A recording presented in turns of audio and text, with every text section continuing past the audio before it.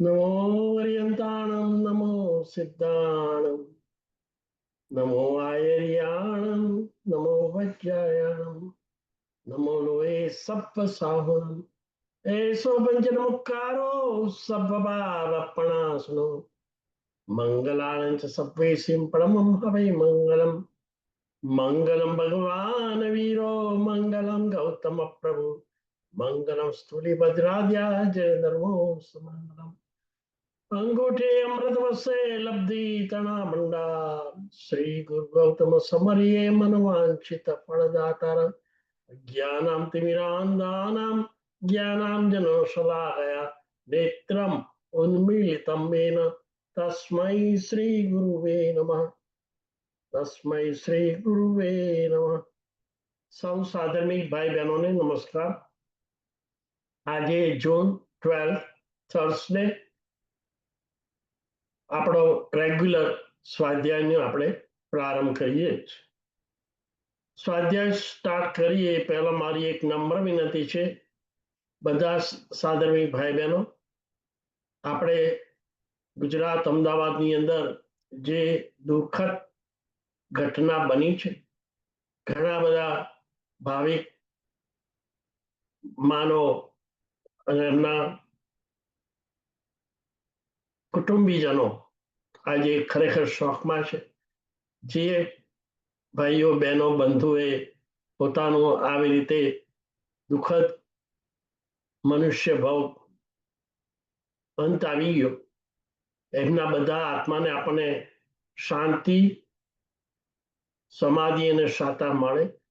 કુટુંબીજનોને આ જે દુઃખદ ઘટના બની છે એમાં સહન કરવાની શક્તિ આપે એ માટે આપણે બધા 3 નોકાર પહેલા સમૂહમાં બોલીએ છીએ। 3 નોકાર।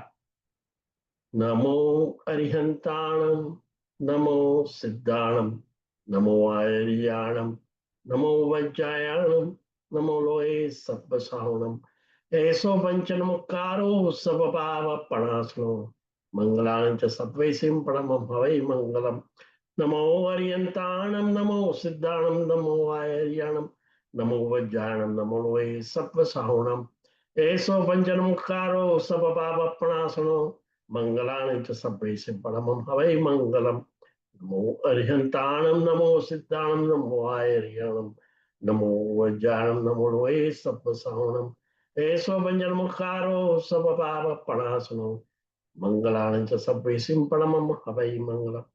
ફરીથી સર્વે ભાઈ બહેનોને નમસ્કાર। આજનો આપણો વિષય નક્કી કરે છે પ્રભુ દર્શન, જે બહુ જ પ્રેક્ટિકલ, રોજ સવાર પડતા જ આપણે પ્રભુજીના દર્શન, ગ્રહ મંદિરની અંદર જ્યાં પ્રભુજીના બિરાજમાન કર્યા હોય, પ્રભુજી ના બિરાજમાન કર્યા હોય તો પ્રભુજીનો ફોટો હોય, અથવા તો જિનાલયની અંદર પણ આપણે દર્શન કરવા જોઈએ છીએ। આજે આપણે બહુ જ પ્રેક્ટિકલ, સરળ પણ બહુ ઇફેક્ટિવ વાત આપણે કરવાની છે। અનંત પુણ્યના ઉદયે જૈન શાસન પામેલા ભવ્ય આત્માનું લક્ષ્ય માત્ર એક જ છે કે મનુષ્ય ભાવને સાર્થક કેવી રીતે કરવો, અને એ સાર્થક ત્યારે જ બને કે જ્યારે શ્રી જિનેશ્વર ભગવંતે બતાવેલ માર્ગ આપણે સમજીએ, ગ્રહણ કરીએ અને એનું ઇમ્પ્લિમેન્ટેશન થાય, જેના દ્વારા આપણો આત્મા જિનેશ્વર ભગવાનના પરમ શુદ્ધ, બુદ્ધ અને મુક્ત એવા આત્મ સ્વરૂપ આપણે પણ પામીએ, અને જ્યાં આગળ પ્યોર, પરફેક્ટ અને પરમેનન્ટ સુખ રહેલું છે, જે સ્થાન પામ્યા પછી સંસારમાં આવવાનું નથી, અને સંસારથી, આ શરીરથી, આહારથી, રાગ દ્વેષથી, કષાયોથી, કર્મના બંધનોમાંથી આપણે આત્મા મુક્ત થાય અને પરમ સુખ, ત્યાં અનંત જ્ઞાન, અનંત દર્શન, અનંત સુખ અને અનંત શક્તિ ના સ્વામી વિરાજમાન થાય છે. એવા સિદ્ધ શિલાની અંદર આપણું સ્થાન, એવા ઉદ્દેશ સાથે આપણે આ જીન શાસન નો સ્વીકાર કરી આપણા ઉચ્ચ લક્ષ્યને પામવાનું છે. એ ઉચ્ચ લક્ષ્યના શિખરે પહોંચવા માટે જૈન શાસનકારોએ 3 પ્રકારનો માર્ગ બતાવ્યો છે. એક છે જ્ઞાન માર્ગ, બીજો છે તપ માર્ગ અને ત્રીજો છે ભક્તિ માર્ગ. જ્ઞાન માર્ગની અંદર તીવ્ર મેધા, બુદ્ધિ અને જ્ઞાનાવર્ણીય કર્મના સંયમની આવશ્યકતા રહે છે.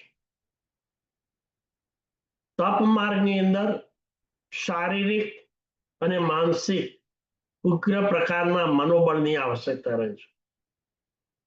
તીક્ષ્ણ બુદ્ધિ ન હોય અને મનોબળ ન હોય તો જ્ઞાન માર્ગ અને તપ માર્ગ દુષ્કર બની જાય છે.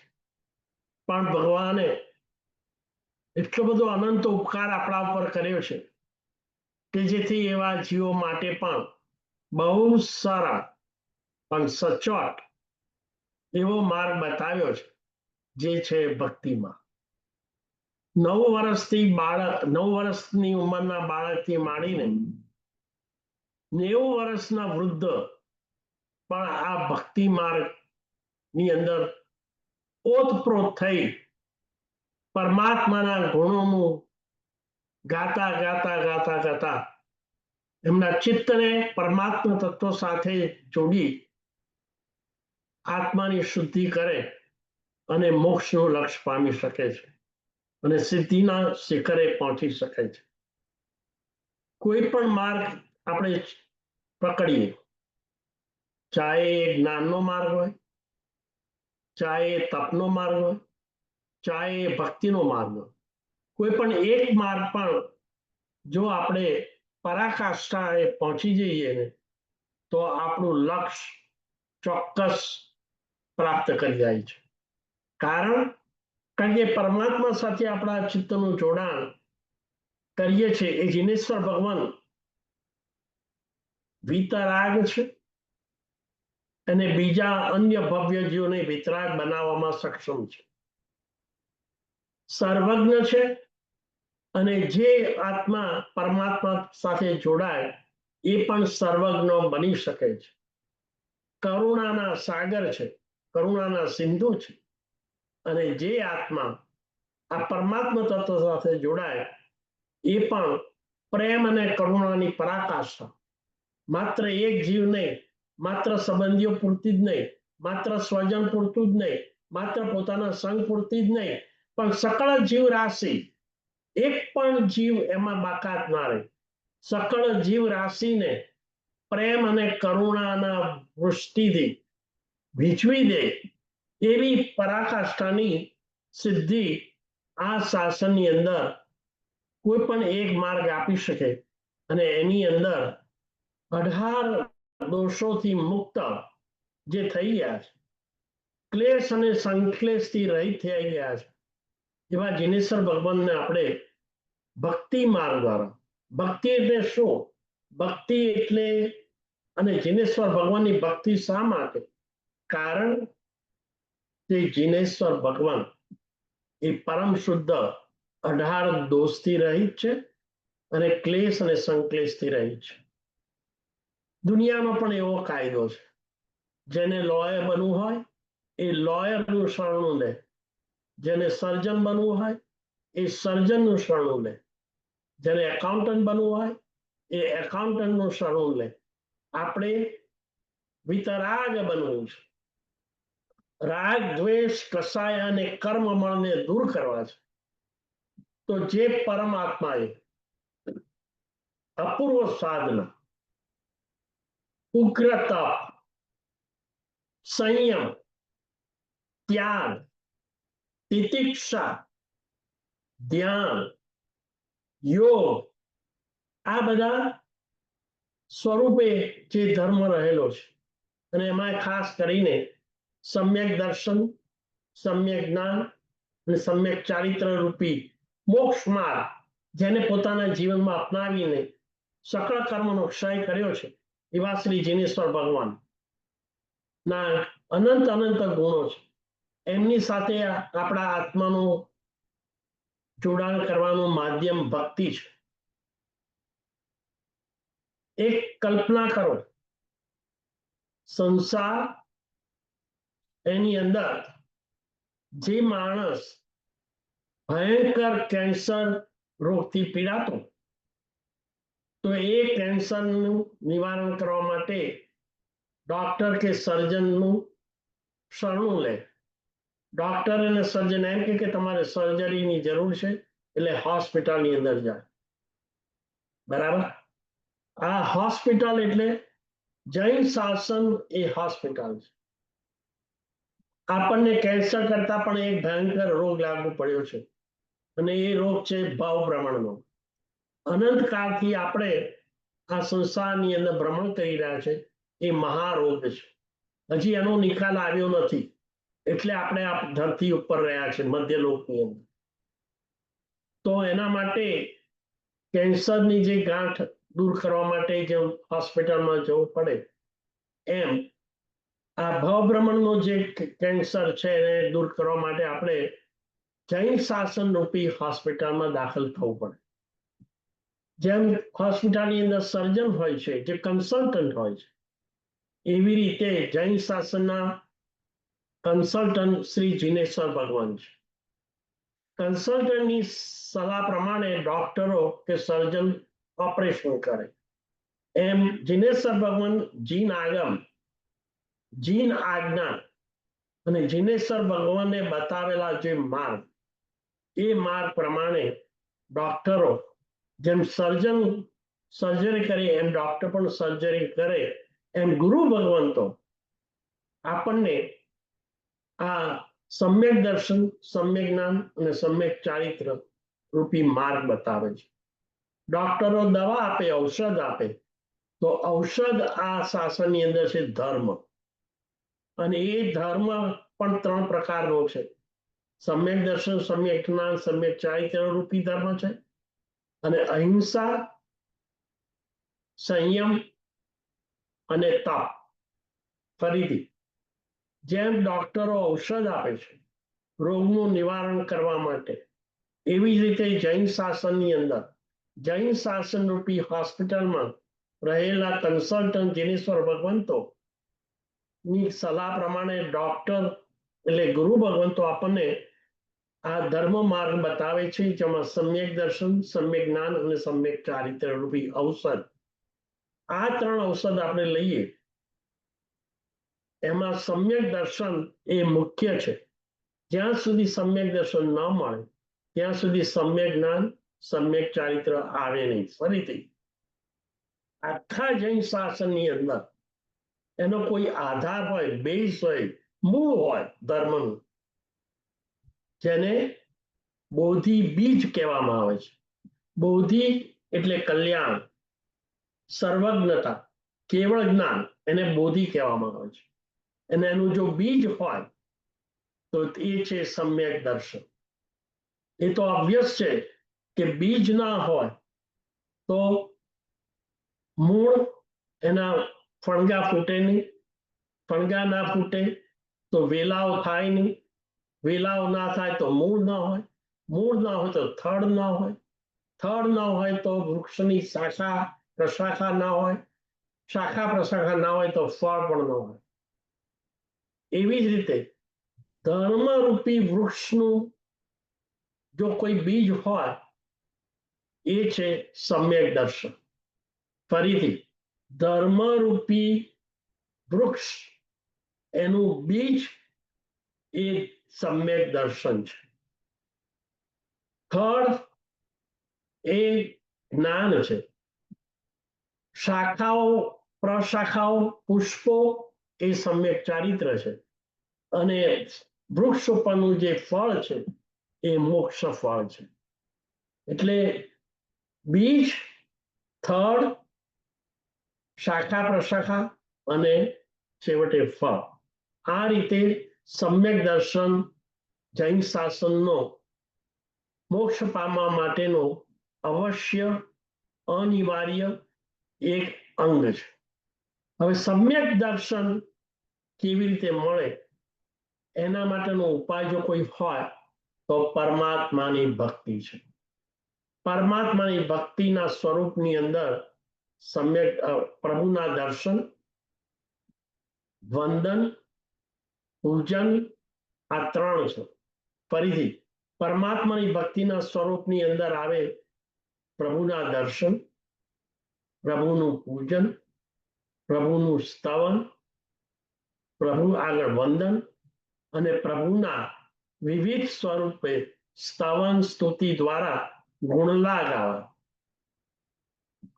એ રીતે પરમાત્માના શરણમાં આપણે જઈએ અને પ્રભુના દર્શન કરીએ, અને એ દર્શન કરતા કરતા આપણે પણ પરમાત્મા જેવા અનંત સુખના ભાજન આપણે બની જઈએ. એના માટે હવે પ્રભુના દર્શન કેવી રીતે કરવા, પ્રભુના દર્શનથી સમ્યક દર્શન કેવી રીતે પ્રાપ્ત થાય છે, અને પ્રભુના દર્શન કરતી વખતે આપણા મનોભાવો કેવા હોય એ પણ આપણે સમજી લેવું જોઈએ. શા માટે પ્રભુને જીનેશ્વર ભગવાનને આપણે લક્ષ્ય બનાવીએ છીએ ભક્તિનું? કારણ કે જે આત્માના શુદ્ધ આત્માના ગુણો છે એ અનંતા ગુણોના કોઈ જો સ્વામી હોય તો એ પરમાત્મા છે. પણ એ ગુણોની પ્રાપ્તિ કરવા માટે આપણે પરમાત્માને સંપૂર્ણ રીતે આપણા તન, મન, ધન અને જીવનને ટોટલ અનકન્ડિશનલ સરેન્ડર કરવું જોઈએ. અંતરતલની અંદર જીનેશ્વર ભગવાન પ્રત્યે ઉછળતો અહોબા, ઉભરાતો બહુમાન અને ઊંચા વિશિષ્ટ પ્રકારનો ભગવત ભાવ સમર્પિત કરવો, એ જ ટોટલ સરેન્ડર છે. અને એ થાય છે પ્રભુના દર્શન દ્વારા, વંદન દ્વારા અથવા પૂજન દ્વારા. આ પ્રભુના દર્શન, વંદન, પૂજન આપણને શું આપી શકે? એના માટે હરિભદ્રસિંહ મહારાજા એક શ્લોકની અંદર વાત કરે છે. દર્શનાથ દુરિતમ ધ્વંસી, દર્શનાથ દુરિતમ ધ્વંસી, વંદનાથ વાંછિત ફલમ, પૂજનાથ પૂરક શ્રિયમ, જીન સાક્ષાત સુરદ્રુમ. પરમાત્મા શ્રી જીનેશ્વર ભગવાનનું દર્શન થી જીવનના દુરિત એટલે કે દુઃખ, દરિદ્રતા, દુર્ભાગ્ય, દુર્ગતિ વગેરે દુઃખો ક્ષય પામે. વંદના વાંછિતમ ફલમ, જે આપણે લૌકિક કે લોકોત્તર સુખ, સગવડ ને સાધનની ઈચ્છા કરી, એ જેમ કલ્પવૃક્ષ, કામધેનુ અને ચિંતામણી રત્નમાં એવો એક સ્વભાવ હોય છે કે જે એની વિધિપૂર્વક આરાધના કરે એના ઈચ્છિત ફળ પ્રાપ્ત થાય છે. એવી જ રીતે જીનેશ્વર ભગવાન પણ કલ્પવૃક્ષ, કામધનુ અને ચિંતામણી એનાથી પણ વિશેષ ઈચ્છિત નહીં ઈચ્છા કરેલા પણ ફળ, શુભ ફળ આપણને આ જીનેશ્વર ભગવાનની ભક્તિ કરાવે છે.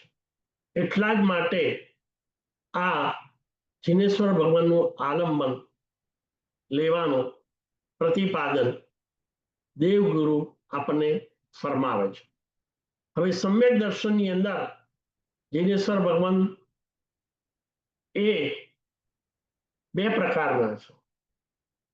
એક સાકાર અને બીજા જે છે નિરાકાર, જે દેવ તત્વ છે.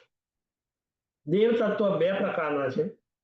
સાકાર એટલે અરિહંત પરમાત્મા જે વિચરતા હોય એ સાકાર જીનેશ્વર ભગવાન કહેવાય. પરમાત્મા કહેવાય સાકાર, પણ જે આત્માઓ સકળ કર્મનો ક્ષય કરી જે સિદ્ધ શિલામાં મુક્તિ પહોંચેલા છે એ નિરાકાર છે, એ સિદ્ધ ભગવાન છે. આપણે ભક્તિ કરીએ છીએ ત્યારે દેવ તત્વની કરીએ, ગુરુ તત્વની કરીએ અને ધર્મ તત્વની કરીએ. સુદેવ, સુગુરુ અને સુધર્મ, અને એ આપણને સમ્યક દર્શન, સમ્યક જ્ઞાન, સમ્યક ચારિત્ર આપે. સમ્યક દર્શનની પ્રાપ્તિ માટે દેવનું શરણ લેવાનું છે. સમ્યક જ્ઞાનની પ્રાપ્તિ માટે ગુરુનું, સુગુરુનું શરણ લેવાનું છે. અને સમ્યક ચારિત્રની પ્રાપ્તિ માટે ધર્મ તત્વનું શરણ લેવાનું છે. ફરીથી, સમ્યક દર્શનની પ્રાપ્તિ માટે પરમાત્મા શ્રી જીનેશ્વર ભગવાન એટલે કે દેવ તત્વની આરાધના અને ભક્તિ કરવાની. સમ્યક જ્ઞાનની પ્રાપ્તિ માટે ગુરુ તત્વ, સુગુરુ તત્વ જે આપણને જ્ઞાન આપે અને એ જ્ઞાનના બળે આપણામાં એવી શક્તિ પેદા થઈ જાય કે કર્મ શત્રુ આપણે નષ્ટ કરી શકીએ. અને ધર્મ તત્વ આપણને આપે છે દર્શન, જ્ઞાન, ચારિત્ર, તપ. એ તપ ધર્મ આપણને ધર્મ શીખવાડે છે. હવે દેવ તત્વમાં આપણે વાત કરી સાકાર અને નિરાકાર. સાકારની અંદર પરમાત્મા જીનેશ્વર ભગવાન, પણ જીનેશ્વર ભગવાન સર્વકાળે હોતા નથી. જીનેશ્વર ભગવાન આખી મધ્યલોકની અંદર, રજ અઢીદ્વીપની અંદર હોય છે, વિચરતા હોય છે. પણ જીનેશ્વર ભગવાનની પ્રતિષ્ઠા જેમાં થયેલી છે એ જીનેશ્વર ભગવાનની પ્રતિમા, એ જીનેશ્વર ભગવાનની હાજરી ન હોય તો પણ એ પ્રતિમાની અંદર જ્યારે અંજન શલાખા પ્રતિષ્ઠા દ્વારા શ્રી જીનેશ્વર ભગવાનને પ્રતિષ્ઠિત કરવામાં આવે છે ત્યારે એ જીનેશ્વર ભગવાનની પ્રતિમાની અંદર પણ એવા જ શક્તિ અને ગુણો શ્રી જીનેશ્વર ભગવાનના છે, એ અવતરે છે. ફરીથી, જીનેશ્વર ભગવાન વિચરતા ન હોય અરિહંત સ્વરૂપે, એ વખતે ભવ્ય આત્માને શરણ લેવા માટે એ જીનેશ્વર ભગવાનના ગુણો અને શક્તિ વિશિષ્ટ પ્રકારની અનુષ્ઠાન અંજન શલાકા દ્વારા પ્રભુની પ્રતિમાની અંદર એ જીનેશ્વર ભગવાનનું અધિષ્ઠિત કરવામાં આવે છે, પ્રતિષ્ઠિત કરવામાં આવે છે જિનાલયની અંદર. અને એ પરમાત્માના સર્વ ગુણો અને શક્તિનું જીનેશ્વર ભગવાનની પ્રતિમાની અંદર અવતરણ થાય છે. જે આત્મા અહોભાવ, ભગવત ભાવ અને બહુમાન દ્વારા જીનેશ્વર ભગવાનની પ્રતિમાનું દર્શન, વંદન અને પૂજન કરે છે, એ સમય જતા કર્મનો જેમ જેમ ક્ષય થતો જાય, જેમ જેમ પરમાત્માના ગુણોનો આવિર્ભાવ થતો જાય, તેમ તેમ મોક્ષ માર્ગની અંદર આગળ જાય છે અને સિદ્ધિને પામે છે. આવું જીનેશ્વર ભગવાનનું શાસનની અંદર જીન પ્રતિમા પણ જીનેશ્વર ભગવાન સાક્ષાત હાજર હોય અને જે લાભ મળે એવો જ લાભ ભવ્ય આત્માને જીનેશ્વર ભગવાનના પ્રતિબિંબની ભક્તિ કરતા કરતા પ્રાપ્ત થાય છે. કોઈ પ્રશ્ન કરે કે જીનેશ્વર ભગવાનની પ્રતિમા તો આરસ ને પથ્થર છે, એ વળી આત્માનું કલ્યાણ કેવી રીતે કરી શકે? તો એનો જવાબ શાસ્ત્રકારો એ આપે છે કે વ્યક્તિ કે વસ્તુની ગેરહાજરીમાં, બરાબર સાંભળજો, વસ્તુ કે વ્યક્તિની ગેરહાજરીમાં તે જ વસ્તુ અથવા વ્યક્તિને આકારવાળો ચિત્ર કે ફોટો હોય અથવા મૂવી હોય તે વસ્તુ કે તે વ્યક્તિનો બોધ કરાવે છે.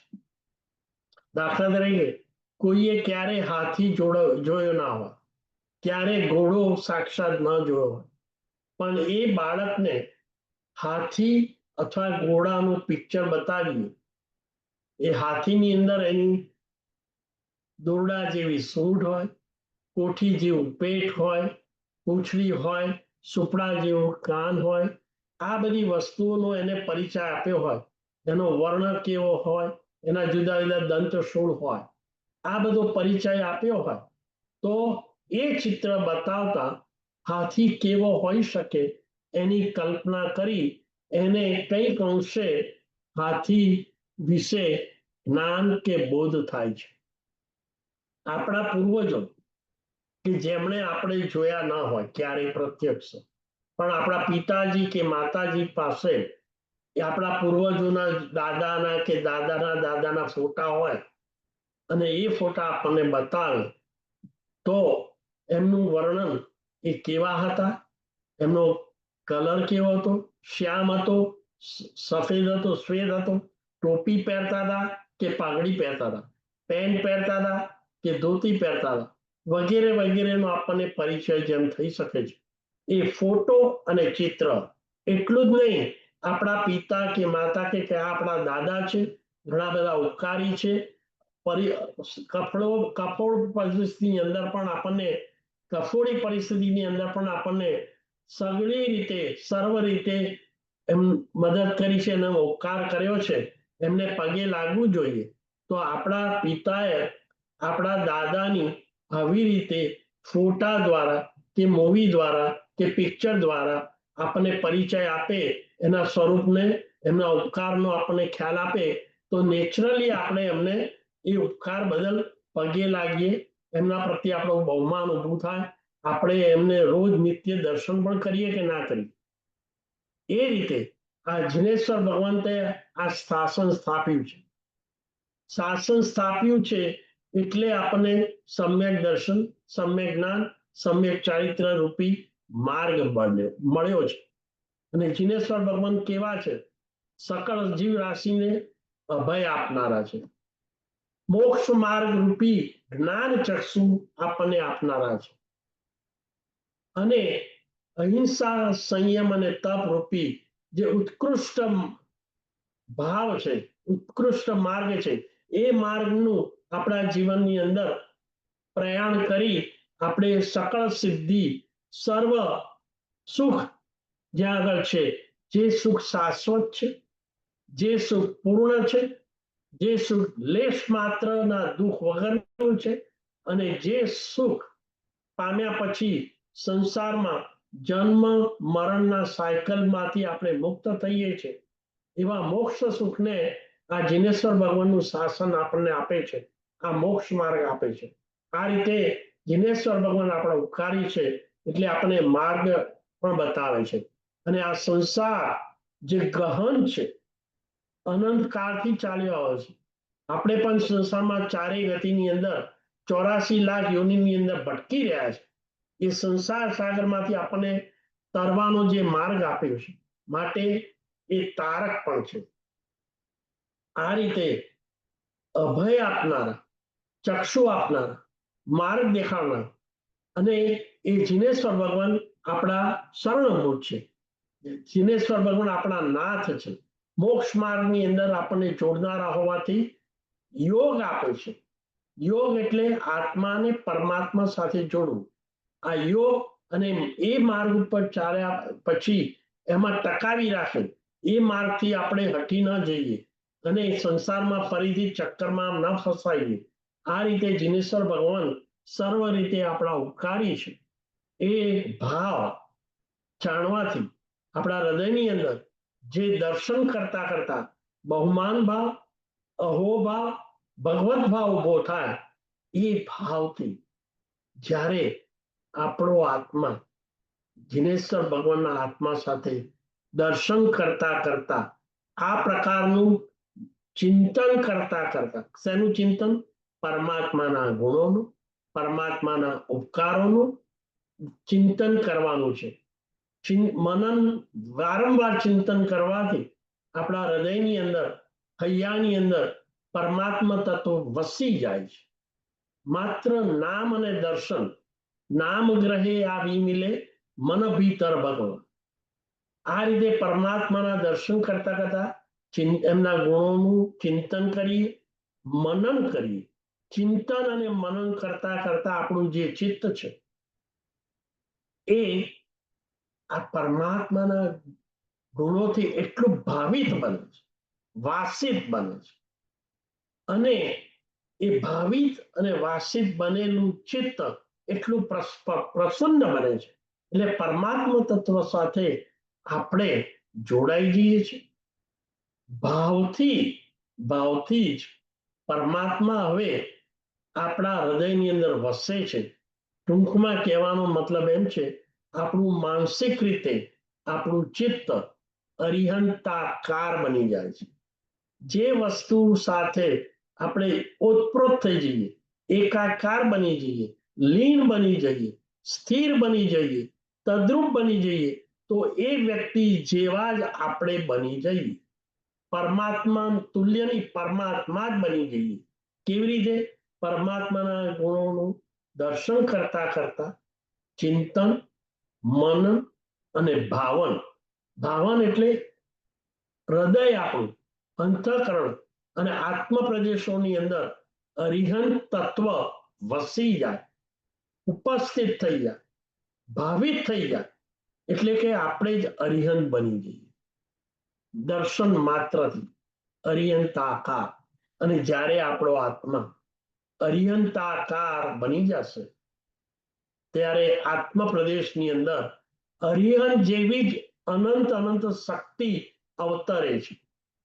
પહેલા પણ કહ્યું કે અરિહંત સાથે આપણે તાદાત્મ્ય ભાવ જ્યારે દર્શન કરતા કરતા, પ્રભુના દર્શનની વાત ચાલે છે, પ્રભુના દર્શન, વંદન ને પૂજન કરતા કરતા જ્યારે એકત્વ ભાવ, અભેદ ભાવ થાય છે અને આપણે ચિત્તથી પરમાત્મા સાથે એકાગ્રતા, તલ્લીનતા, તદ્રુપતા નો ભાવ ઉભો કરીએ છીએ, ત્યારે આપણે જ આત્મા જ પરમાત્મા બની જઈએ છીએ. એટલે દર્શન કરતા, પ્રભુજીની પ્રતિમાના દર્શન કરતા કરતા આપણે એની અંદર રહેલા ભગવત ભાવ એટલે કે પરમાત્માના દર્શન કરવાના. અને પરમાત્માના દર્શન કરતા કરતા એમના ગુણોથી ભાવિત થઈને આપણે પોતે અરિહંત બની જવા. હવે આપણે જો અરિહંત હોય, બની જઈએ તત્પૂરતું તે ક્ષણમાં, તો દુનિયાની કોઈ પણ શક્તિ આપણને હંફાવી ન શકે. પરમાત્માની અનંત શક્તિ આપણા પ્રત્યેક આત્મ પ્રદેશની અંદર અવતરે છે, સક્રિય બને છે. અને એ સક્રિય બનેલી શક્તિ ક્યારે પ્રગટ થાય? કે આત્માનો એક કર્મ છે વીર્યાંતરાય કર્મ. એ વીર્યાંતરાય કર્મ આપણા જ આત્માની શક્તિને ઢાંકે છે, દબાવે છે. પણ પરમાત્મા સાથે તદ્રુપ થયેલો આપણો હવે આત્મા પરમાત્મા દ્વારા મળેલી અનંત શક્તિના માધ્યમે એ વીર્યાંતરાયને ખસેડે છે. એટલે આપણા પોતાની શક્તિ હવે પ્રગટ થાય છે. જેવી આવી વીર્ય પ્રગટ થઈ, એ શક્તિને કારણે હવે આપણો આત્મા કર્મની શક્તિ કરતા વધારે બળવાળો બની. જ્યાં સુધી પરમાત્માની શક્તિનું અવતરણ આપણા આત્મામાં થયું નહોતું, ત્યારે આપણો આત્મા કર્મની ઠોકરો ખાઈ ખાઈને નબળો પડી ગયેલો, માય કાંગલો થઈ ગયેલો, વીક થઈ ગયેલો. પરંતુ હવે દર્શનના માધ્યમથી, અહોભાવથી પરમાત્માની શક્તિના સાથે આપણે જોડાઈ ગયા, આપણે જ પરમાત્મા બની ગયા. એટલે પરમાત્માની અનંત શક્તિ આપણા આત્માની અંદર સક્રિય બની ગઈ. એટલે હવે આપણો આત્મા વધારે સ્ટ્રોંગ બની ગયો અને કર્મ સત્તા નબળી પડી ગઈ. એટલે હવે એક યુદ્ધની અંદર બે શત્રુઓ લડે. એક આપણો આત્મા એક તરફ, જે હવે શક્તિશાળી બની ગયો છે, અને આપણે કોની સામે લડીએ છીએ? કર્મ સામે લડીએ છીએ. તો આપણી શક્તિ વધારે છે, કર્મની શક્તિ હવે નબળી પડી ગઈ છે. એટલે વિજય કોનો થાય? આપણો થાય. આ રીતે રાગ અને દ્વેષ જે આપણા અનાદિકાળના બંધન છે, અને રાગ અને દ્વેષનો પિતા છે મૌનીય કર્મ. એ મૌનીય કર્મ હવે નબળું પડે છે, આપણા આત્માનું વીર્ય અને શક્તિ વધારે સ્ટ્રોંગ બને છે, એટલે આપણા મૌનીય કર્મ પણ જો તીવ્ર હોય તો મંદ પડે, તીવ્ર મૌનીય કર્મ હવે મંદ પડે, અને જો મંદ હોય તો એનો ક્ષય થઈ જાય. ટૂંકમાં આ પરમાત્માના દર્શન કરતા, પરમાત્માનું શરણ લેતા, આપણા આત્માનું પરમાત્મા સાથે યુનિયન થતા એવી આત્માની શક્તિ થાય છે કે જેથી રાગ, દ્વેષ, મોહ ઢીલા પડે છે, મંદ પડે છે, અને એટલે સુધી એમની મંદતા આવી જાય છે જેથી સમ્યક દર્શન પામવા માટે, એટલે કે રાગ દ્વેષની ગ્રંથિને તોડવા માટે જે બળ જોઈએ એ બળ આપણને પ્રાપ્ત થાય છે. રાગ દ્વેષની ગ્રંથિ તૂટે છે. રાગ દ્વેષની ગ્રંથિ એ મિથ્યાત્વનું લક્ષણ છે. મિથ્યાત્વ જાય છે અને આપણો આત્મા સમ્યક દર્શનની પ્રાપ્તિ કરે છે. જે ક્ષણે આપણો આત્મા સમ્યક દર્શન પામે એ જ ક્ષણે આપણો આત્મા સમ્યક દર્શન પામે એ જ ક્ષણે મોક્ષની અંદર, એટલે કે સિદ્ધશિલાની અંદર આપણી સીટ પરમેનન્ટ રિઝર્વ થઈ જાય છે.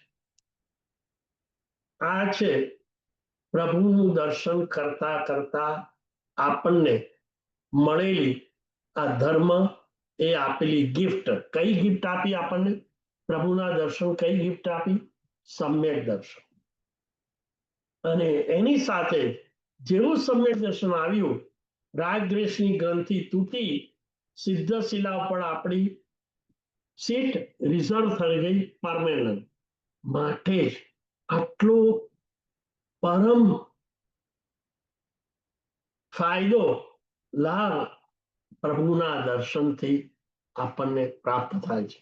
અનંત આત્માઓ આ સમ્યક દર્શન, જેના માટે જરૂરી નથી કે જીનેશ્વર ભગવાન વિચરતા હોય. જીનેશ્વર ભગવાનની પ્રતિમાની આ રીતે બહુમાનપૂર્વક દર્શન, વંદન, પૂજન કે ભક્તિ કરતા કરતા કરતા અનંત આત્માઓ પરમાત્મા સાક્ષાત ન હોવા છતાં સમ્યક દર્શન પામે છે. બીજું, તીર્થંકર પરમાત્મા વિચરતા હોય ને તો પણ એ માત્ર અઢી દ્વીપની અંદર જ હોય છે. અઢી દ્વીપની બહાર વિચરતા હોતા નથી. કારણ અઢી દ્વીપ એટલે કયો દ્વીપ?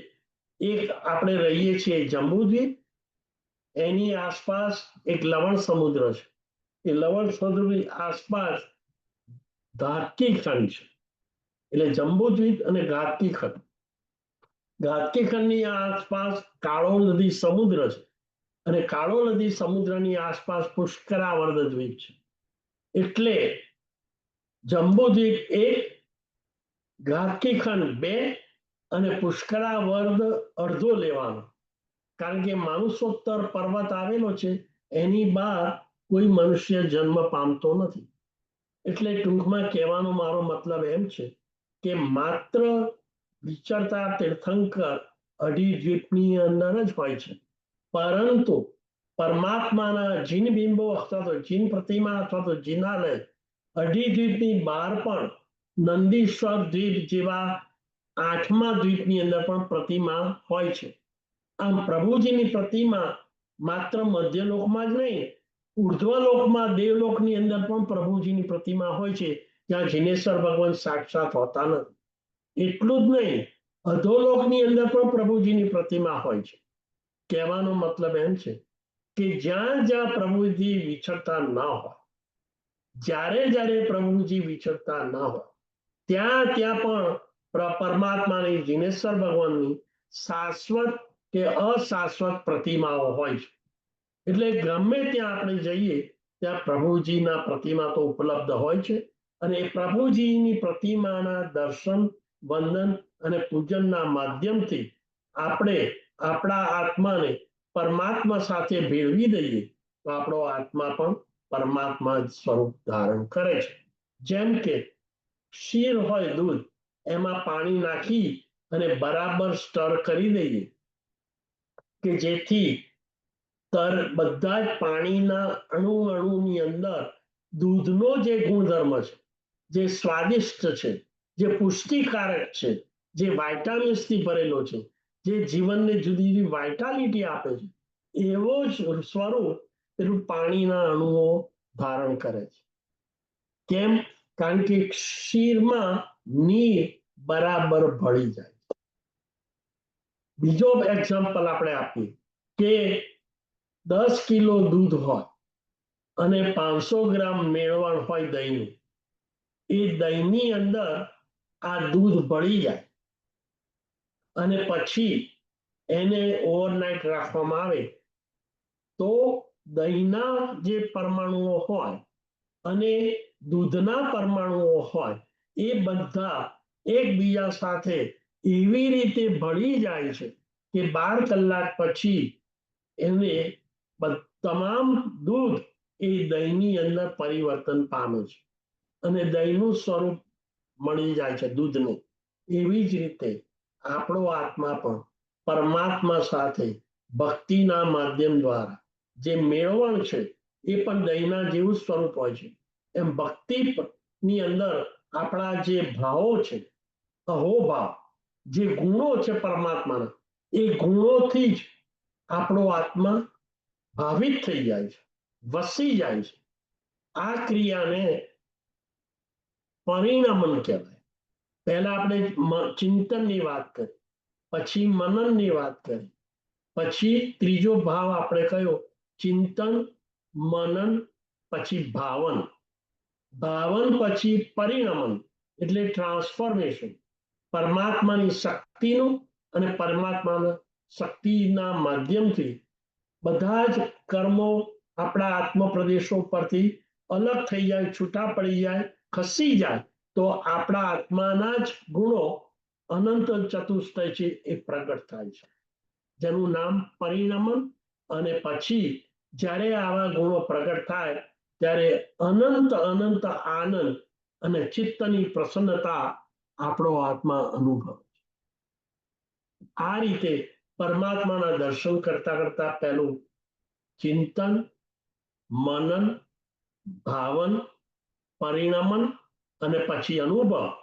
એ અનુભવ એવો હોય છે આપણે પ્રત્યક્ષ આપણા જ આત્માને જોયો, એની અંદરનું સ્વરૂપ જોયું, કેટલું સુંદર, કેટલું ભવ્ય, કેટલું દિવ્ય છે.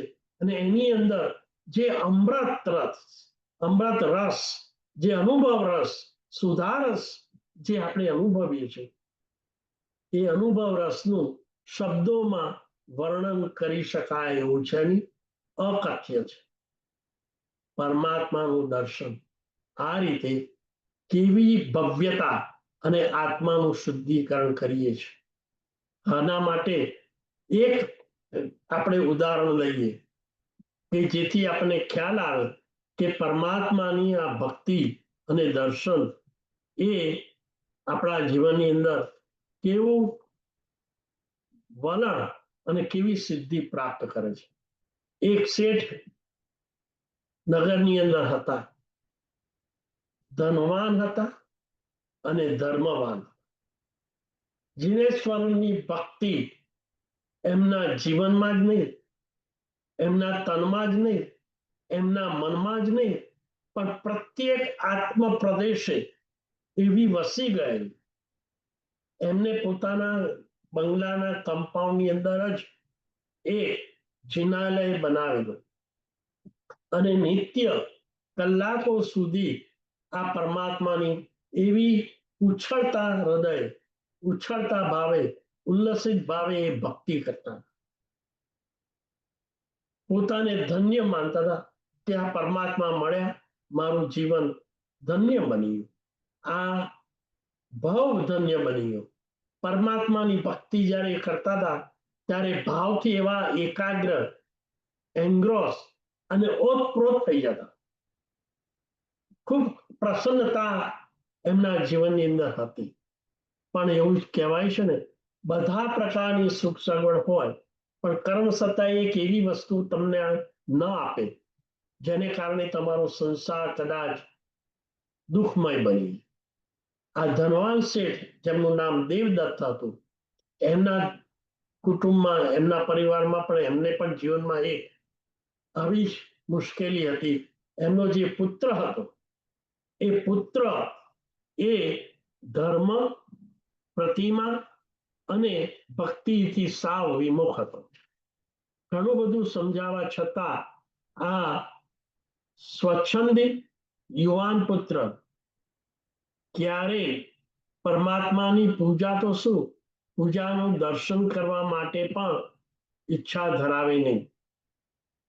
ખૂબ જ ઉન્માદી અને સ્વચ્છંદી આ પુત્રને સમજાવવા માટે દેવદત્ત શેઠે અનેક પ્રયત્નો કર્યા, પણ યુવાની તો આપણે જાણીએ છીએ ને, જેવો અહંકાર, એવો કેફ, એવો મદહોશ યુવાનીનો હોય છે કે માતા પિતાનું એક પણ વાક્ય સાંભળે નહીં. એ તો હંમેશા કહેતો, આ ધર્મ બરમ બધું બોગસ છે, હંબક છે, તમારા પથ્થરના પૂતળા કે આત્માનું કલ્યાણ કરે નહીં, આવા એવા શબ્દો બોલે. અને આવા શબ્દોથી આ શેષનો જીવ કપાતો. આવા બેફામ જવાબો આપી બાપને ખૂબ દુઃખ હતું.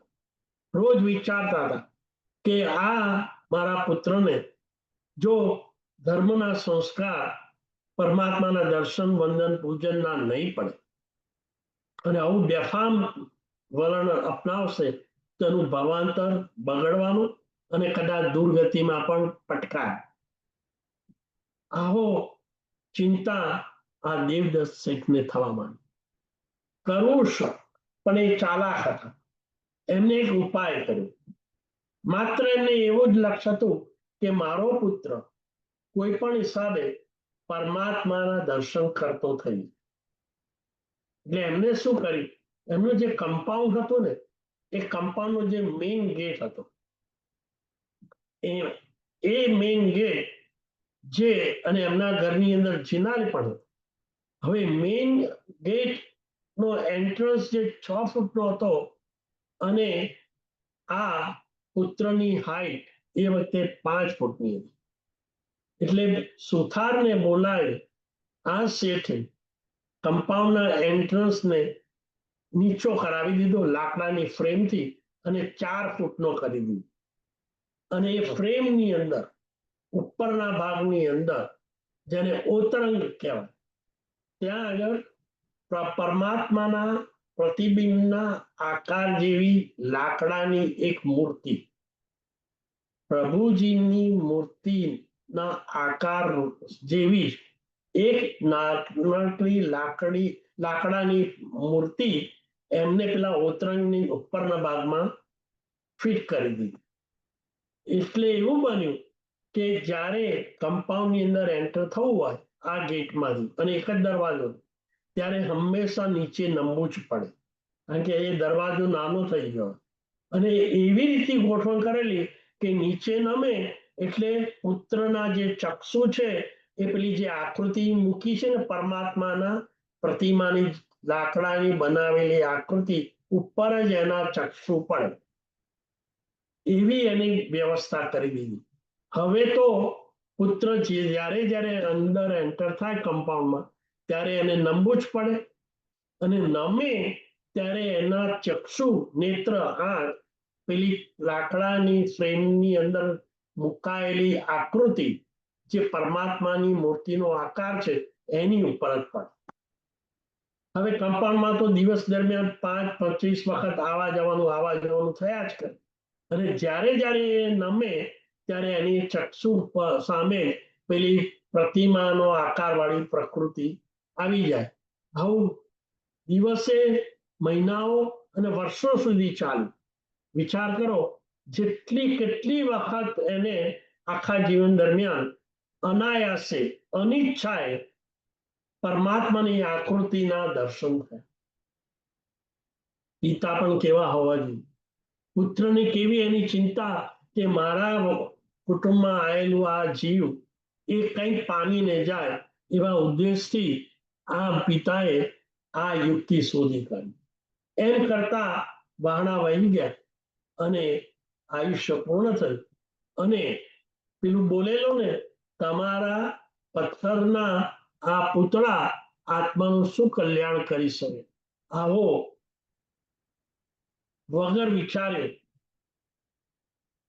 વિચાર અને ઉચ્ચાર, પરિણામ શું આવ્યું, કેવા કર્મો બાંધ્યા. આમાં પણ એને પ્રતિમાની અવગણના ઉપેક્ષા કરી અને કર્મ બાંધ્યા. એ કર્મને કારણે આ જીવ પછી સ્વયંભૂ રમણ સમુદ્ર દરિયાની અંદર માછલા તરીકે જન્મ. પરમાત્માના દર્શનની ઉપેક્ષા નું પરિણામ શું આવ્યું, દુર્ગતિ. અને આવા શબ્દો બોલે. કર્મ સત્તાએ એને માછલા તરીકે જન્મ આપ્યો. ત્યાં સ્વયંભૂ રમણ સમુદ્રની અંદર. હવે સ્વયંભૂ રમણ સમુદ્રની અંદર દુનિયાના જેટલા આકારો હોય ને, આકૃતિ હોય, એ બધા જ આકારોના માછલા હોય. અને આ બાળ મત્સ્ય એમાં જ રમવા લાગ્યું. એક વખત એવું બન્યું કે અનેક આકારોમાંથી જિનેશ્વર ભગવાનની પ્રતિમાનો આકાર વાળું જ એક મત્સ્ય હતો, માછલું. એ માછલા ઉપર આ જે બાળ મત્સ્ય હતું એની નજર. વિચાર કરો, સ્વયંભૂ સમુદ્રની અંદર જન્મ માછલા તરીકે જે ઉત્પન્ન થયેલો આ પેલા દેવદત્તનો પુત્ર મત્સ્યબાલ, એની નજરમાં એક એવું માછલું ચડ્યું જેનો આકાર બરાબર જીન મૂર્તિ જેવો જ હતો. હવે અહીંયા શું બન્યું, આવા જ આકાર એને પહેલા પૂર્વમાં જોયેલો ખરો કિરણભાઈ? ગત ભાવની અંદર જોયેલા આકારનો સંસ્કાર એના સબકોન્શિયસની અંદર વસી ગયેલો. વારંવાર એને પેલા લાકડાના ફ્રેમની અંદર પરમાત્માના આકાર વાળી, આકૃતિ વાળી પ્રભુ જોયેલા, આકૃતિ જોયેલી, એ સંસ્કાર પડી ગયેલો. અને જ્યારે માછલાનો આકાર પણ એવો જ હતો ત્યારે એ ટગર ટગર એને જોવા મળ્યો. અને ત્યાં ને ત્યાં એને એક વિચાર આવ્યો કે આવો આકાર તો મેં ક્યાંય જોયેલો છે. અને એ વખતે એને આ મત્સ્ય બાલને જાતિ સ્મરણ જ્ઞાન ઉત્પન્ન થયું.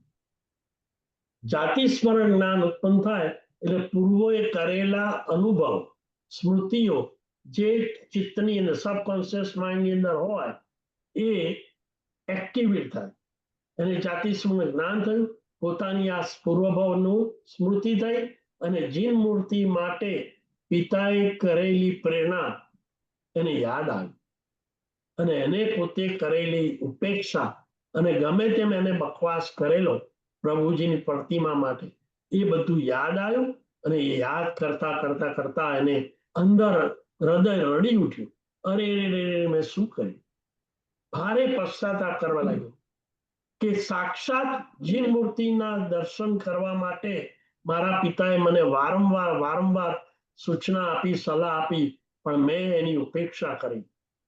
અને એ રીતે પશ્ચાતાપ કરતા કરતા કરતા એને એવું થયું, આ જીન મૂર્તિના આકારને યાદ કરીને એ વારંવાર હવે પ્રભુની માનસિક રીતે મત્સ્ય, બાલ મત્સ્ય, એ ત્યાં આગળ મનોમન દર્શન કરે છે. અને કરેલા આ ઉપેક્ષા ભાવનું પ્રાયશ્ચિત કરે છે. અને નક્કી કરે છે હવે માછલાનો ખોરાક તો અન્ય માછલા ખાવાના. એ નક્કી કરે છે કે હવેથી મારે કોઈ પણ માછલું ખાવું નહીં. તમામ નાના નાના માછલાને હું અભયદાન આપી દઉં છું. આ રીતે માછલાએ એ જ વખતે કોઈ પણ માછલું નહીં ખાવાનું, એટલે કે અણસંગ કરવાનો વિચાર કર્યો. અને પોતે આ રીતે કરેલી, માનસિક રીતે કરેલી ઉપેક્ષાનો પશ્ચાતાપ કરવા લાગ્યો. યથાશક્તિ વ્રત પચકાણ કર્યા અને અંતે સમાધિ સાથે એ સ્વર્ગવાસ પામીને દેવલોકમાં, ટૂંકમાં સદગતિ પામ. આપણો પોઈન્ટ એ હતો કે પરમાત્માના દર્શન અનિચ્છાએ ઈચ્છા વગર કરવા છતાં પણ જ્યારે એની સ્મૃતિઓ ઊભી થઈ અને જ્યારે એને પશ્ચાતાપ કર્યો, ત્યારે એ પશ્ચાતાપથી એને વ્રત પચકાણ કર્યા, અણસણ કરી અને એની સદગતિ પામી. સારાંશ એ છે કે માત્ર જીનેશ્વર ભગવાનની પ્રતિમા જ નહીં, પણ જીનેશ્વર ભગવાનની પ્રતિમાનો આકાર પણ જો દર્શન કરતા કરતા હૃદયની અંદર એવા જીનેશ્વર ભગવાન પ્રત્યે બહુમાન ભાવ, અહોભાવ, ભગવત ભાવ ઉભો થાય અને પહેલા કહ્યું એ પ્રમાણે પરમાત્માના દર્શન કરતા કરતા કરતા આપણા હૃદયની અંદર પણ રાગ અને દ્વેષ અને મોહ એ ક્ષય મંદ પડી જાય અને સાચા ગ્રંથિ ભેદ રાગ દ્વેષની ગ્રંથિ તૂટે, સમ્યક દર્શનની પ્રાપ્તિ થાય અને સમ્યક દર્શન જ્યારે પ્રાપ્ત થાય છે ત્યારે આયુષ્યનો જે બંધ પડે છે એ હંમેશા સદગતિનો પડે. અને સમ્યક દર્શન મળે એટલે મોક્ષની અંદર આપણી સીટ નક્કી થઈ જાય, પછી થોડા જ ભાવની અંદર આત્માનો મોક્ષ થઈ જાય. આ રીતે પ્રભુના દર્શન, માત્ર દર્શન આપણને વિશિષ્ટ પ્રકારનો કેટલો સર્વોત્તમ ગુણ સમ્યક દર્શન અપાવે છે, સદગતિ અપાવે છે અને કાળાંતરે પરંપરાએ આપણને મોક્ષ આપે છે. આવો સુંદર પ્રભુ દર્શન, એનો લાભ તો બીજા ઘણા બધા છે, પણ આપણે ટૂંકની અંદર પ્રભુ દર્શન શું છે, કેવી રીતે થાય છે, પ્રભુ દર્શન કરતા કરતા હૃદયની અંદર કેવા ભાવો થવા જોઈએ અને ચિંતન, ભાવન, પરિણમન અને અનુભવ, આ 5 સ્ટેજથી કર્મના જે આવરણો છે, મોહનીય કર્મ આદિ છે, એ ઢીલા થઈ જાય, મંદ પડી જાય અને મોક્ષ માર્ગનો જે ગુણ છે સમ્યક દર્શન, જે આપણને કાળાંતરે મોક્ષે લઈ જાય, એ મોક્ષ માર્ગ ઉપર આપણે આવી જઈએ અને શીઘ્ર આ સંસારથી મુક્ત થઈએ અને સિદ્ધ શિલા ઉપર મોક્ષમાં સંપૂર્ણ, શાશ્વત, પૂર્ણ, જ્યાં માત્ર ને માત્ર આનંદ છે એવી સ્થિતિ પ્રાપ્ત કરીએ. એ જ આ પ્રભુ દર્શનનો રહસ્ય અને સાર છે. આશા રાખીએ કે આ બધું સાંભળ્યા પછી રોજ નિયમિત એટલીસ્ટ થોડો સમય આપણે ઘરમાં કે જિનાલયમાં, ઘરમાં આપણે પરમાત્માનો ફોટો પણ રાખી શકીએ અથવા તો પરમાત્માની પ્રતિમા પણ રાખી શકીએ અને નિત્ય આપણે એટલીસ્ટ આપણે અને આપણા પરિવારની અંદર રહેલા આપણા પત્ની, પુત્રો, પુત્રી વગેરે ને આપણે પ્રેરણા આપીએ. પેલા પુત્રએ, દેવદત્તના પુત્રએ દેવદત્તની સૂચના ન માની, પરંતુ ન માની અને ઉપેક્ષા કરીને જે કર્મ બાંધ્યું અને એને માછલીના ભાવમાં જવું પડ્યું, પણ ત્યાં આગળ નસીબ યોગે એને પરમાત્માની પ્રતિમાના આકારનું મત્સ્ય માછલું જોયું અને એને જાગ્રત આવી ગઈ, પોતે કરેલી ઉપેક્ષાનો પશ્ચાતાપ કર્યો અને આખરે એ તિર્યંશમાંથી એ દેવગતિએ પામ્યો. બસ એકાગ્રતાપૂર્વક આપ સૌએ મને સાંભળ્યો તે બદલ ખૂબ ખૂબ આભાર. હવે થોડી મિનિટ જો ઓડિયન્સમાં જો કોઈ ક્વેશ્ચન હોય તો એના જવાબ આપીશું.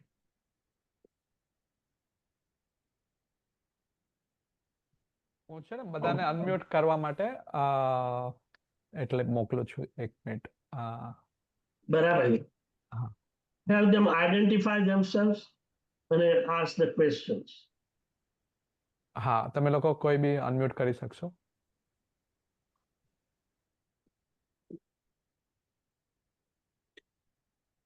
While others are thinking, પ્રણામ કીર્તિભાઈ, સોરી આજે મને મોડું થઈ ગયું જોઈન થવામાં. કિરીટ બોલું છું. આઈ ડોન્ટ નો વેધર તમે, હું થોડો મોડો જોઈન થયો તો આ ક્વેશ્ચન ડિસ્કસ થયો છે કે નહીં, પણ મને એક ક્વેશ્ચન એવો હતો કે લાઈક આપણે 24 કલાક આપણે કર્મો બાંધતા જ હોઈએ છીએ, આપણો આત્મા જાગતા કે ઊંઘતા, પણ એક આયુષ્ય કર્મ એવું છે કે જે એક જ વાર બંધાય છે આખા જીવનમાં.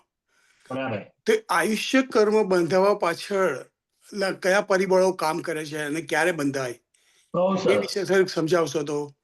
Very good. હવે પહેલા તો ક્યારે બંધાય? નંબર 1, બાકીના બધા જે આયુષ્ય સિવાયના બાકીના જે 7 કર્મો છે ને, પેલા કર્મ જોઈ લઈએ. મોહનીય કર્મ, જ્ઞાનાવણીય કર્મ, દર્શનાવણીય કર્મ અને અંતરાય કર્મ. પછી નામ કર્મ, ગોત્ર કર્મ અને વેદનીય કર્મ. આ જે 7 કર્મો છે એ સમયે સમયે બંધાતા હોય છે. કેમ બંધાય છે? કારણ કે આપણે અવિરતિમાં બેઠા છે, આપણે વિરતિ નથી લીધી. વિરતિના પચખાણ એટલે સકળ કર્મનો જે આપણે આરંભ સમારંભ અને ગ્રહસ્થ જીવનની અંદર જે મન વચન કાયની પ્રવૃત્તિઓ થાય છે, કોઈ પણ પ્રવૃત્તિ એવી નથી કે જેની અંદર હિંસા ના હોય. એકેન્દ્રિયથી માંડીને પંચેન્દ્રિય, ત્રસ અને સ્થાવર, સૂક્ષ્મ કે બાદક, આ બધા જીવોની કાંઈક ને કાંઈક આપણે ચાલીએ છીએ, બોલીએ છીએ, હાથ હલાવીએ છીએ, પગ હલાવીએ છીએ, ત્યારે વાતાવરણમાં કંઈક ને કંઈક ડિસ્ટર્બન્સ તો થાય છે, થાય છે, થાય છે. બોલીએ છીએ, શ્વાસ લઈએ છીએ, એમાં પણ જીવોની હિંસા છે ને છે, પરંતુ આપણે પચખાણ લીધા નથી. એટલે અવિરતિનું પાક ઝીંકાયા જ કરે છે. દાખલા તરીકે દુનિયામાં ખાવાની ચીટલી હજારો છે, લાખો છે, બરાબર છે. આપણે સવાર ઉઠીને નક્કી કર્યું કે મારે માત્ર 5 જ દ્રવ્ય ખાવા, કરીએ છીએ એવું પચખાણ. એટલે હવે 25 કે 50 દ્રવ્યો ખાવાતા નથી અને ખાતા પણ નથી, પણ તો પછી પચખાણ લઈ એના ઉપર સ્ટોપ ને વિરામ કેમ નથી મૂકતા? એનો કે તમામ બધા પદાર્થો રેસ્ટોરન્ટમાં જેટલા વાનગીઓ પીરસાય છે, દુકાનોમાં જેટલી મીઠાઈઓ વેચાય છે, એ બધી ખાવાનું પરિણામ અંદર બેઠો છે.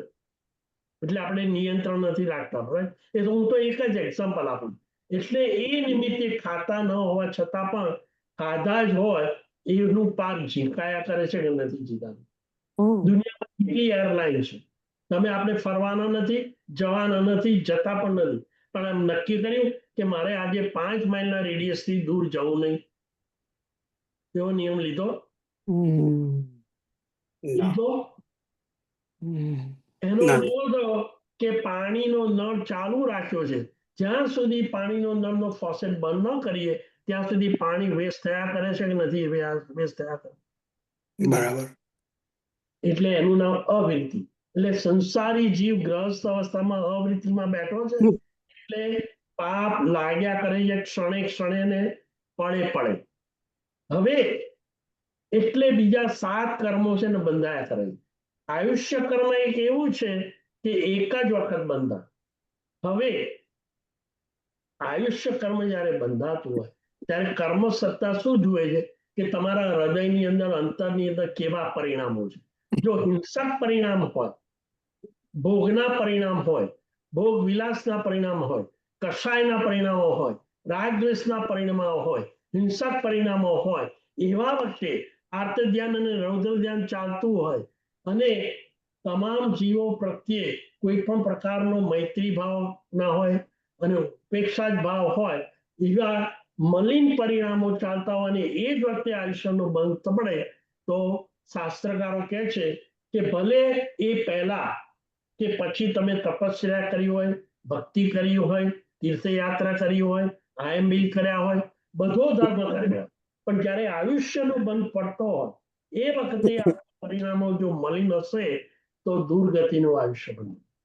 પણ એ વખતે જો સારા પરિણામો, અહિંસાના પરિણામો હોય, દયા અને અનુકંપાના પરિણામો હોય, જીનેશ્વર પ્રત્યેનો અહોભાવ ને બહુમાન, ભગવત ભાવના પરિણામો હોય, કોઈ પણ દરિદ્રીને દયા, અનુકંપા કે ઉદારતા, સરળતા, કોમળતા કે ઉપકારિતા કે પરાર્થકારિતા જેવા ભાવો હોય, ટૂંકમાં સારા ભાવો હોય, અધ્યવસાયો સારા હોય, પરિણામો સારા હોય અને એ વખતે જો આયુષ્યનો બંધ પડે તો સદગતિનો પડે. પેલા માછલાને પશ્ચાતાપનો ભાવ હતો, એ વખતે એનો આયુષ્યનો બંધ પડ્યો અને પશ્ચાતાપ એ સારો ભાવ છે, શુભ ભાવ છે, શુભ લેસ્યા છે, માટે એને દેવગતિનું આયુષ્ય બંધાય. બરાબર. ટૂંકમાં આપણે કહીએ છીએ. એટલે પ્રશ્ન એ આયુષ્યનો બંધ જ્યારે પડતો ત્યારે આપણા ચિત્તમાં જે પરિણામો હોય, જે લેસ્યા હોય, એ અનુસાર જે અધ્યવસાય હોય એ અનુસાર એ ગતિનું આયુષ્ય બંધ. જે એક જ વખત હોય છે. એટલે આપણે બહુ જાગ્રત રહેવું જોઈએ. અને જાગ્રત રહેવા માટેનું એક સાધન એ છે કે હંમેશા કોઈ પણ પ્રવૃત્તિ કરતા હોય પણ માનસિક રીતે આપણે નવકાર ગણી શકીએ કે ના ગણી શકીએ. એટલે માનસિક, ધારો કે તમે ડ્રાઈવ કરતા હો, પાર્કિંગ લોટમાં કાર પાર્ક કરી તમે એલિવેટર માટે જતા હો, કોઈ પણ જગ્યાએ ગયા હોય, બેંકમાં, ગ્રોસરીમાં, સાધન વાસણમાં, ડોક્ટરની ઓફિસમાં, બધે લાઈનો અને વેઇટિંગ પીરિયડ હોય છે કે નથી હોતો? રાઈટ. નોકાર ગણી શકીએ કે ના ગણી શકીએ? અને જેવો નમો અરિયંતાણમ જીવ ઉપર કે મન ઉપર આવ્યો, અધ્યવસાય શુભ થઈ જાય. એટલે ભલે ને આયુષ્ય બંધ પડે. કેટલી સરસ ફોર્મ્યુલા છે. અને એના માટે ક્યાં પૈસો ખર્ચવાનો છે? તો શા માટે નથી ગણતા? કોઈની સાથે આપણે સંબંધો બાંધીએ કે ગમે ત્યાં ગમે તે પ્રવૃત્તિ કરતી હોય, આપણે નોકાર ગણવાનું એક પ્રેક્ટિસ ને સંસ્કાર પાડી દીધો ને, તો પછી બને છે શું? અંદરનો, જેને કહેવાય અજપાજપ, અંદર નોકાર ચાલતો જ હોય. તમે કામ કરતા હોય, ઓફિસમાં કામ થતું હોય, પણ અંદર તો નોકારનો નાદ ચાલતો જ હોય. એવી સ્થિતિ સર્જાય. ક્યારે સર્જાય? 5 મહિના, 6 મહિના, 12 મહિના, 2 વર્ષ તમે નોકાર વારંવાર ગણવાની પ્રેક્ટિસ પાડો ને, તો બીજી પ્રવૃત્તિ રસોઈ કરતા કરતા પણ સ્ત્રી નોકાર ગણી શકે? ના ગણી શકે? શાકને રિપેરિંગ કરતા સમારતા પણ નોકાર ગણાય કે નહીં?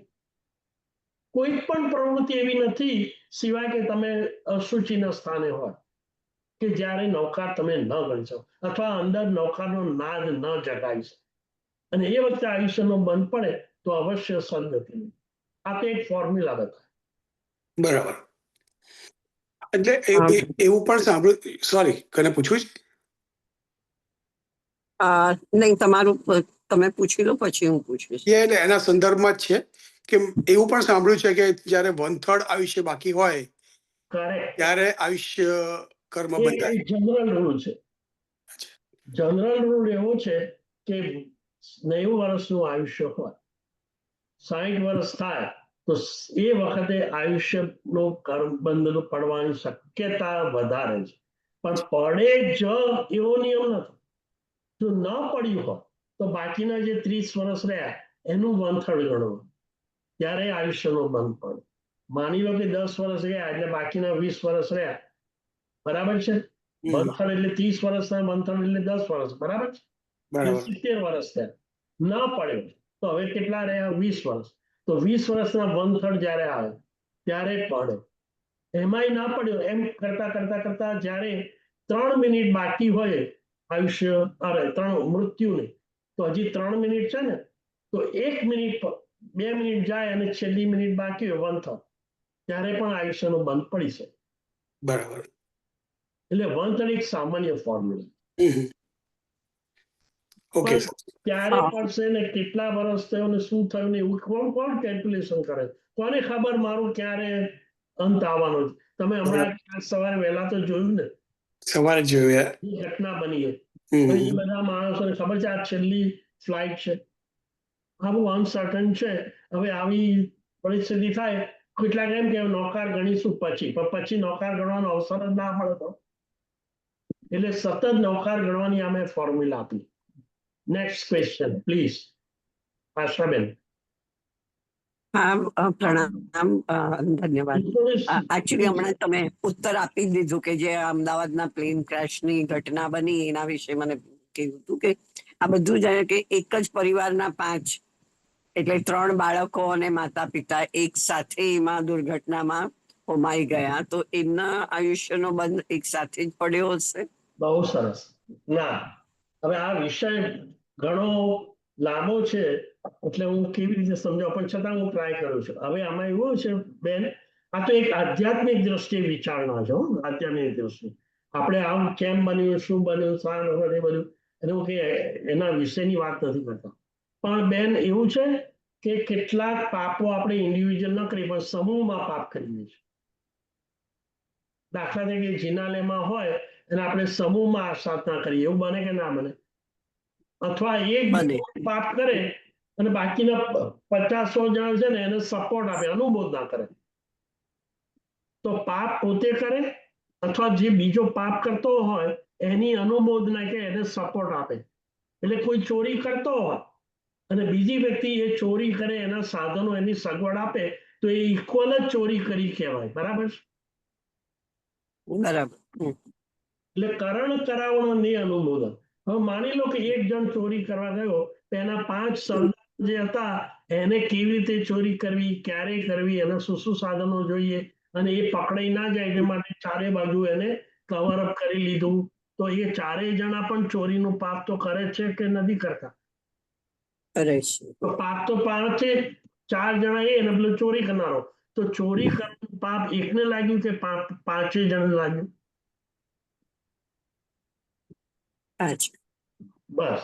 તો આ નિયમ અહીંયા કેટલીક પરિસ્થિતિની અંદર વ્યક્તિ શું કરે છે? સમૂહમાં પાપ કરે છે. કારણ કે જે એક વ્યક્તિ કે 2 વ્યક્તિ કરતી હોય, એ જે કરે છે એ સમૂહની અંદર જોડાય એટલા માટે કે એને પેલા લોકો શું કરે છે એ પાપ લાગતું જ નથી. એમને એ પાપ કરે છે, એ પાપ ગણતા જ નથી. અને કેવી આશાપનાઓ કરે છે. બરાબર છે? દાખલા તરીકે હું તમને એક એક્ઝામ્પલ આપું. એક પિકનિકમાં ગયા, ઓકે, અને પિકનિકની અંદર લગભગ 150 માણસો હતા. અને એ પિકનિકની અંદર જે ફૂડ આવ્યું એ કેવા પ્રકારનું ફૂડ આવ્યું કોઈને ખબર નથી. કેવી રીતે રંધાયું એ ખબર નથી. એમાં અભક્ષ શું છે ને ભક્ષ શું છે એનો ખ્યાલ નથી. પણ બધાએ એ ફૂડ ખાઈ એન્જોય કર્યું અને પેલાને કહ્યું, ઓહો હો, તું તો બહુ સરસ સગવડ કરી, કેટલી બધી ખાવા પીવાની સગવડ કરી, એટલું મસ્ત ત્યાં ભોજન લાયેલો, આ વગેરે વગેરે કરીને એના પ્રશંસાને વખાણ ના કર્યા? હવે એમાં કોઈ અભક્ષ અને ઈંડાનો રસ પણ લઈ આવ્યા હોય, ના હોય કે ના હોય, આઈસ્ક્રીમ ખાવા હોય 150 જણા, એમાં ઈંડા પણ હોય. હવે ઈંડાનો રસ તો તમને ખબર છે ને કેવું કહેવાય? એટલે 150 જણાએ ઈંડાનો રસ વાળી વાનગી જે જીન આજ્ઞાથી વિરુદ્ધ છે, જેમાં હિંસક કહેવાય, એ વાણી ખાધી તો ખરી, પણ જે લાવ્યો એના વખાણ પણ કર્યા કે ના કર્યા? કર્યા. કર્યા. હવે એક જણાને પાપ લાગે કે 150 ને લાગે? 150. હવે 150 ને પાપ લાગ્યું. બરાબર છે? હવે એ સમય, એ સ્થાન અને એ રીતે બનેલું પાપ 150 ના એકાઉન્ટમાં લખાયું અને સમૂહમાં થયેલું ને.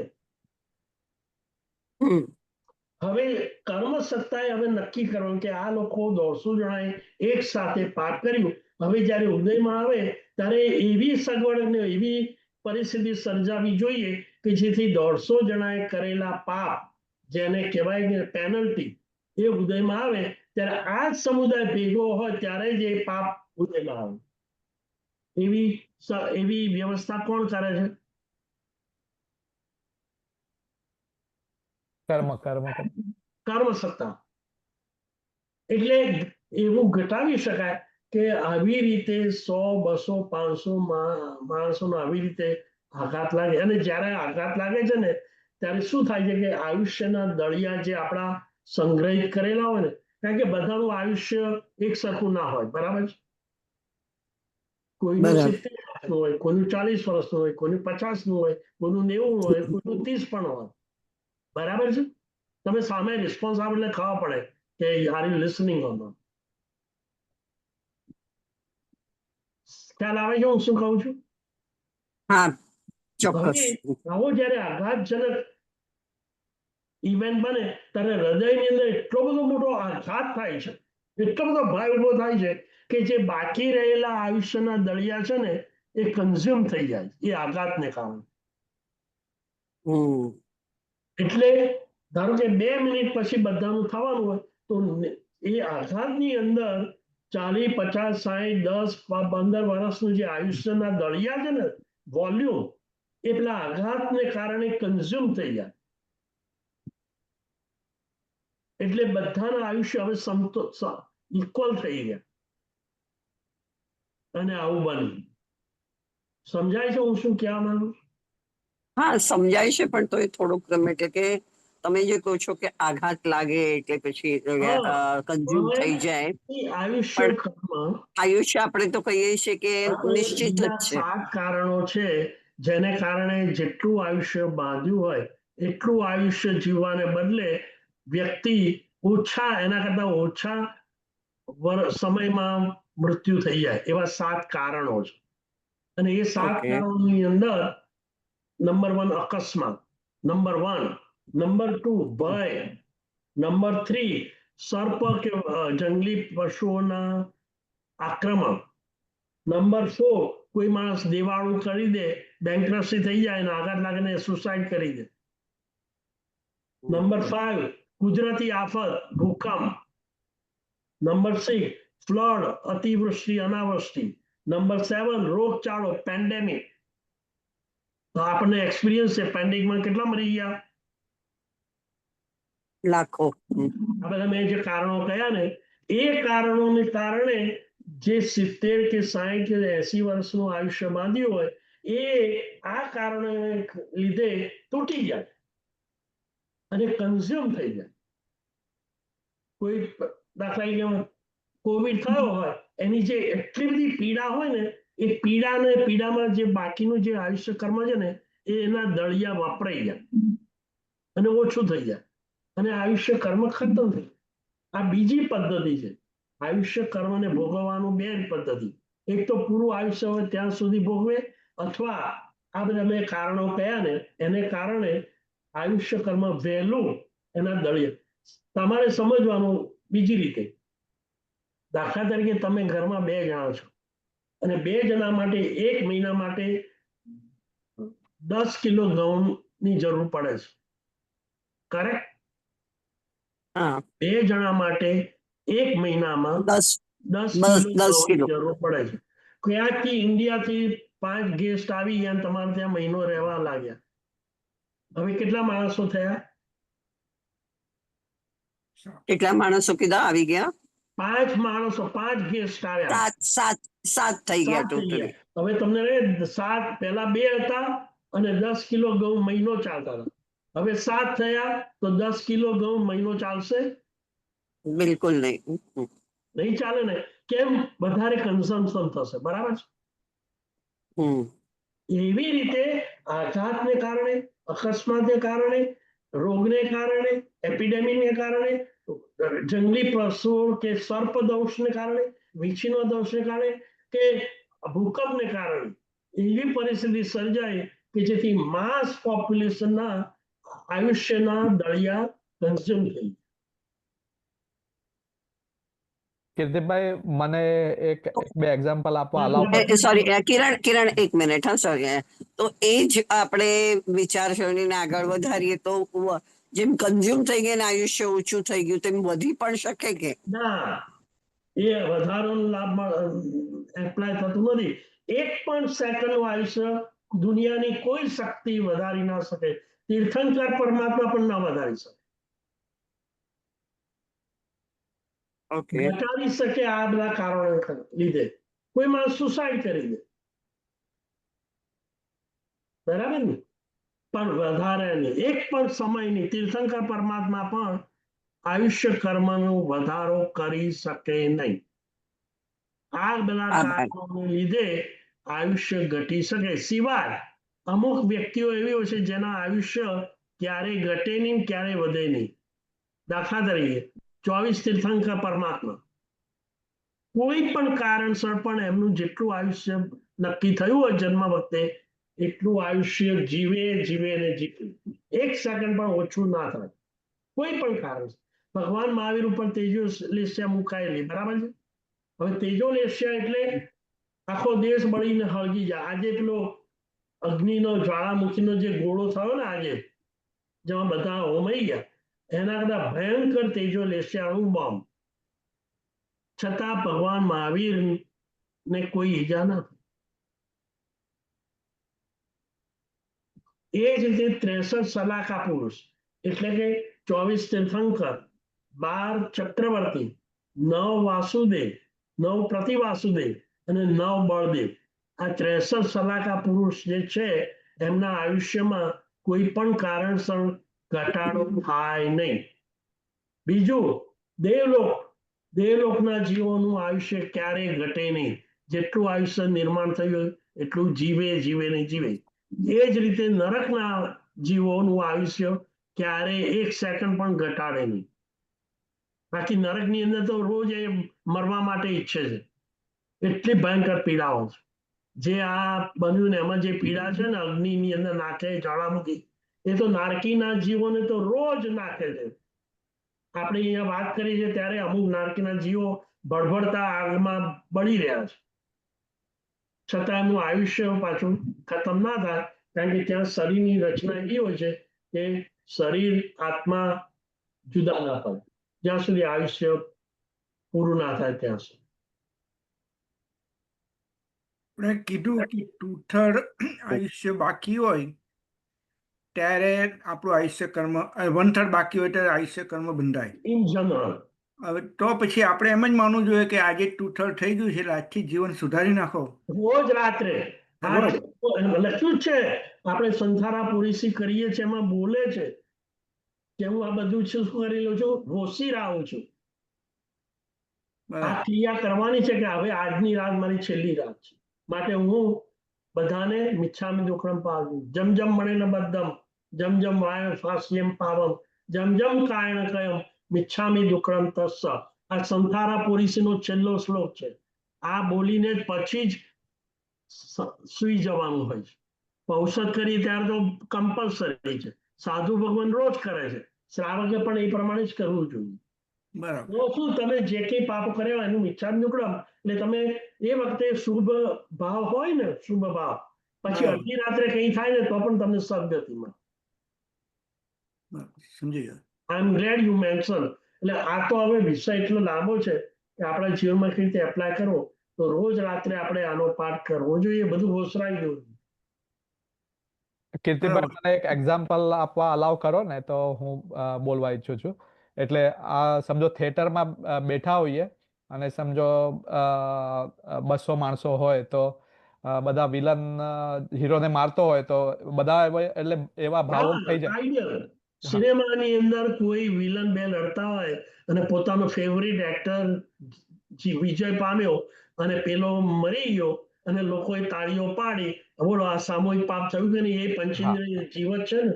હા, અને આજે જેવી રીતે એક માણસ બચી ગયો તો એક ન્યુટ્રલ હોય, આ તો બધું પિક્ચર છે જો ચાલ્યા કરે, એમાં ઇન્વોલ્વ ન થાય તો એ બચી ગયો. એક્ઝેક્ટલી, બહુ હા. સરસ વાત કરી. હા આવા તો હું 10 એક્ઝામ્પલ આપું, પણ આપણે પણ સમય હા હા હા. મર્યાદિત. અને બીજું કે તમે ફેસ ટુ ફેસ બેઠા હોય ને તો વધારે સારી રીતે આપણે ઘણો ડિટેલ્સ વાત કરી શકીએ, કારણ કે બીજાને ક્વેશ્ચનનો લાભ મળે ને પછી. બરાબર બરાબર. બીજા કોઈ ક્વેશ્ચન કોઈને પણ. હું ઉતાવળ નથી કરતો, પણ I am giving opportunity to others for questions. Mute નથી થતું કિરીટભાઈ, એક મિનિટ જોવા દો મને ક્યાં. અલાવ, એક મિનિટ. હા, મારા ખ્યાલથી એક મિનિટ. હા, હવે ટ્રાય કરો કિરીટભાઈ. હાજી, સોરી. હા, એટલે સોરી સોરી. ના ના, વાંધો નહીં. આ તો મેં કીધું કોઈ બીજાને પણ મ્યુટ ના થઈ શકતું હા હોય તો. હા. બીજું એક આપણે જે દળિયા ખપી જાય છે ને એમાં મેં સાંભળેલું કે સમજો રસ્સી હોય અને છૂટી મૂકેલી હોય ને એને સળગાવો અને બસ એ કોથળી તમે પીલું કરી દો ને સળગાઈ દો હા હા. તો જલ્દી બળી જશે. બરાબર. તમે કહ્યું કે પેલા એક માણસ બચી ગયો એર ઇન્ડિયાના એક્સિડન્ટમાં. હમ હમ. બસ. બાજુમાં જ મારા વાઈફના કઝિન બેઠા હતા. હી કુડ નોટ બી સેવ. ઓહ, અચ્છા.